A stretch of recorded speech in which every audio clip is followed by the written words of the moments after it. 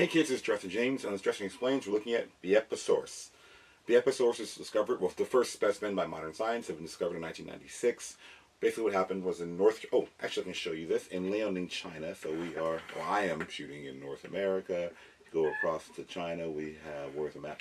Okay, so we have South Korea, North Korea. Right above North Korea is Liaoning, China. It's a very important province known for feathered dinosaurs, and they really kind of kicked off in 1996. I remember being a child, and I told people I wanted to be a paleontologist, and I remember someone asking me, like, haven't we found all the dinosaurs yet? And I was a kid, I didn't know. And that's like the year they found what I'm going to go over next. But Beipiaosaurus itself, it is, simply put, a early or basal therizinosaur.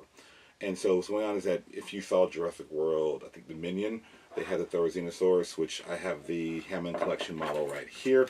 And so this guy is that animal you saw in the movie. It was blind, and so it couldn't see, but it was an herbivore, but it was still hunting Claire. Spoiler if you haven't seen it.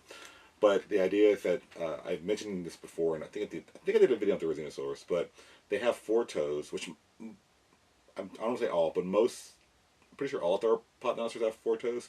The difference is they have 3 on the, that most have like 3 on the ground, and then little dew claw. So if you have a dog or a cat, if your dog or cat has 4 paws in the front and a little dew claw on the side, that's what we're seeing here. Now therizinosaurus is fun. Well, the family of therizinosaurus is fun because my first therizinosaurus model has 4 toes touching the ground. That's actually correct. This Jurassic World figure is not correct. Surprise. But what's going on is, with Beipiaosaurus being an ancestor, this guy actually has the actual design where you have 3 toes in the front and a little dew claw in the back right there. And so that's correct. Now what's really neat about this dinosaur is that it's really weird. And what I mean by that is therizinosaurs in general are weird. They are theropods, because years ago I would say, oh, theropod are predatory dinosaurs, the raptors, rexes, dinosaurs, or carnivores. The therizinosaurus are one group, or omnivores at least. These guys are thought to be herbivores. And so, this animal is about 7 feet long. So if it were in this room right now, I'm sitting down, it'd be about that high. They're not that tall. Because remember, when we say a dinosaur is 7 foot, that's usually length. And humans are weird because we're upright. But what's really neat about it to me is that, one, its lower jaw is the same length as its femur, its upper leg bone. So my femur is about that big. So imagine if my lower jaw was like that big. It's a really unusual animal. It has like a horse-like face, but with a beak. What's really neat about them too, I'd say feathers to the general public, but within the world of paleontology, zoology, and biology, like what's a feather, it's the whole thing. But so they're not hair, and they're not scales on this part of the body, and so it is what we call proto feathers or type. Different. There's a whole thing about this, but the main thing is you see a bone and there's like fuzzy stuff on the side of the bone. So imagine taking a bone and you take a pencil, just kind of make little lines next to it. That's how it looked. So that's one thing to point out. Now, one thing is to think of that noise you're hearing. So apparently, my 2015 Jurassic World Tyrannosaur up there. I'm not sure if the batteries are going out, but every so often it goes boom, which is kind of weird. Scares my wife. So when I'm not home and it's like boom, what is that noise? I should fix it, but that's make me a good husband. Now the idea here is this animal is found in Liaoning, China, I mentioned earlier. So this one, I remember. Here's the big deal. I'm gonna time. Okay, so I'm gonna go ahead and get back to this. So I remember being super excited. It's safari, and this is 2006. And I remember Liaoning's a really big deal because when you hear about feathered dinosaurs, it's this location. And so there's this original safari figure, and then there was a tube. So safari, you can find them at Michael's and things, these little tubes of prehistoric creatures, mummies, or whatever, like a little model making kind of, or toy kit of themed containers. And so they had a feathered dinosaur one, and there's a little Beipiaosaurus in there. So of course I use this as a model of a baby, but in truth, babies would have larger eyes, smaller noses. The first one found in 96 was a holotype. They went back in 2009 to the exact same quarry and found more parts, so a different animal, which is really important. Why in paleontology the science of it is you're writing down what you're finding, where you're finding, you're mapping it out. That's all very important in paleontology. You don't want to just pick a fossil up and walk off. You have to know exactly where it was, in situ, in the rock or material that it's found in. And so the importance of this guy is this community. So Beipiaosaurus is found, and this is the original one I had, is Psittacosaurus, which is a Triceratops great-great-uncle.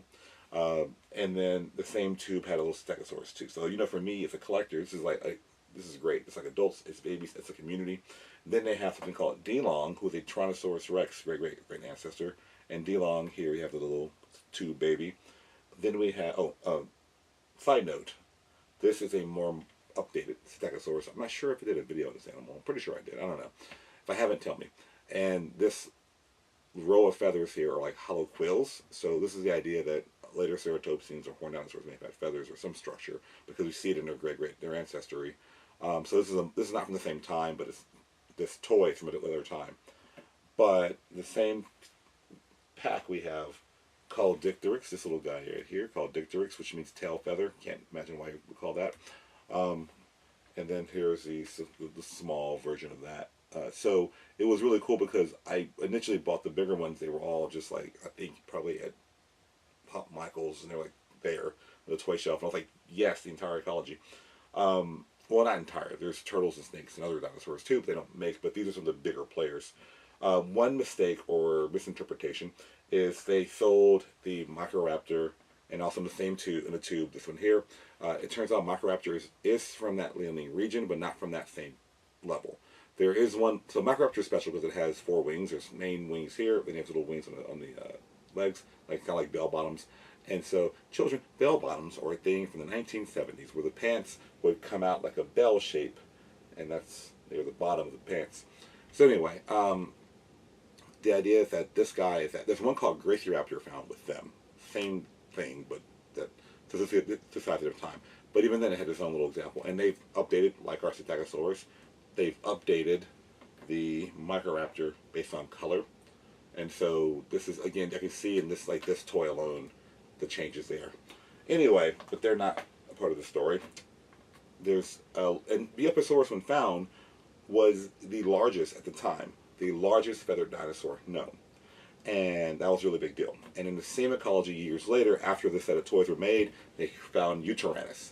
And I'm waiting for a Jurassic World version of Utyrannus to go over that animal, because I'm sure it's coming. It's only a matter of time. It's like a really famous dinosaur. So, and they keep doing other non-famous, which is cool. But anyway, a lot of Abelisaurs in Jurassic World toy line. And so this guy is not to scale. These are generally to scale with each other. Actually, no, Caudipteris is a little smaller, but they're generally to scale with each other. This guy's way bigger, and his feathers are like that long. So that's why it's such an important. This particular thing is very important to me. Now, why that important to the big picture? I'm going to go now over the Jurassic World version of this animal, and it's what I call the Jurassic Parkification. I'm not sure if it's a word I coined or heard it online, I don't know. But, last thing, the parietal, these little, the way the tail flans out, so we see fused bones in the back of modern bird's tails, and that's where the feathers attach point. So the original papers, they have these little bones fused in the tail, so the assumption was they had a fan of tail.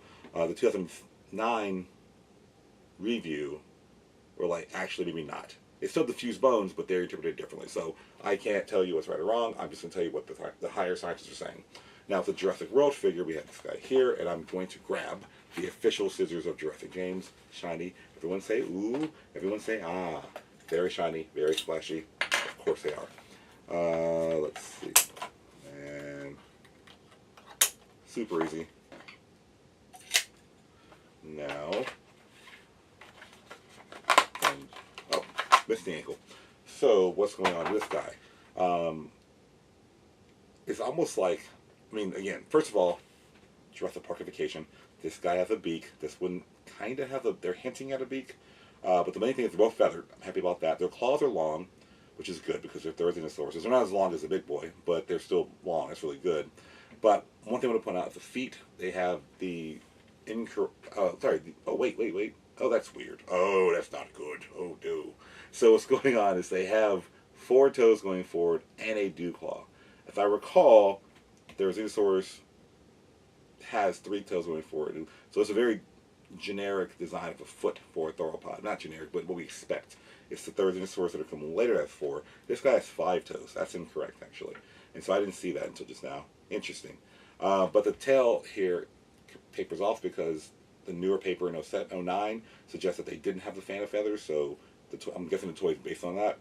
The color is more of a brownish red, and that's because of recent paleontological studies where you scan feathers and you look for certain cells and you can see certain patterns which each will certain colors. So we can see darker reds and blacks and things like that. We can't yet see pinks or blues. One example of this is most birds, like flamingos and spoonbills that are pink, are eating, they're white actually, are eating certain crustaceans and they're turning pink. So that's something that wouldn't really fossilize that well with our current understanding. Some blues, there's certain structures in the feather that's scanned and compared. So for this guy, in the Macroraptor, we have these darker red, darker or black colors. Phytoceropteryx, an animal found in a similar environment, has like stripes, basically, like a raccoon tail or something like that. Anyway, so yeah, that's interesting. And so to me, I mean, one, the papers are slightly different, but you're seeing the same animal reinterpreted. So you can see how when I watch like Jurassic Park or see the toys, my brain's like, that's kind of weird. I will still say that nothing hurts more than the Indominus Rex. That animal, it's weird because it's like a mixture of different things, and my training is like this family looks like this, something like that. So it's really unusual. But with Beipiaosaurus itself, this is a pretty decent model. Like I said, they don't look too horrifically different. But I mean, I like the way this one's more thin. But again, now they're reinterpreting Dinosaurs as being thicker, so who knows? But the main thing is the feet are wrong on this one. That's the main takeaway from today. This is Beipiaosaurus. I hope you appreciate it. It's a really cool dinosaur. I'll see you guys next week. But so yeah, that's it.